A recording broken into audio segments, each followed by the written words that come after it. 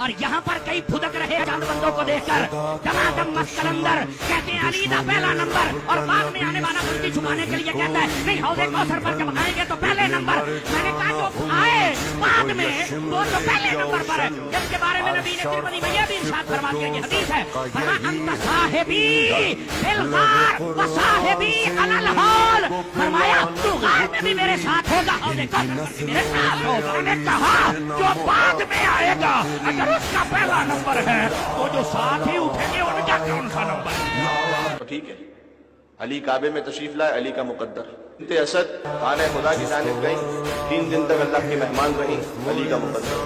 خانہ کعبہ کی دیوار شق ہوئی، بنت اسد اندر تشریف لے گئی، دیوار پھر جڑ گئی، علی کا مقدر۔ جب علی خانہ خدا سے باہر آئے، آغوش مادہ سے آغوش رسالت میں آئے، آنکھیں کھولی، پہلی زیارت رسول کے چہرے کی علی کا مقدر۔ جیسے ہی رسول کی آغوش میں تشریف لائے، فرمایا کہ یا رسول اللہ حکم دیجئے کہ توریت پڑھوں یا زبور پڑھوں یا انجیل پڑھوں یا قرآن پڑھوں۔ قرآن پڑھنے لگے، علی کا مقدر۔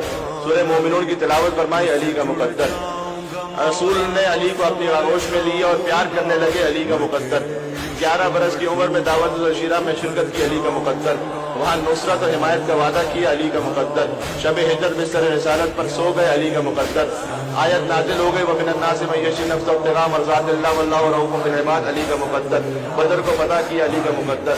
احد کے مالک بن گئے، علی کا مقدر۔ خندق میں عمر بن عبد العزیز کو تحریک کی، علی کا مقدر۔ خیبر میں رسول نے اعظم علی کو دے دیا، علی کا مقدر۔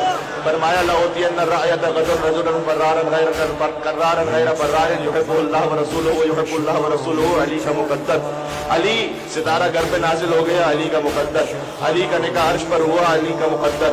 نکاح خود اللہ نے پڑھا، علی کا مقدر۔ بطول کے شوہر بنے، علی کا مقدر۔ حسنین کے بابا بنے، علی کا مقدر۔ سلمان و قمر کے مولا بنے، علی کا مقدر۔ انگوشتری زکات میں دے دی۔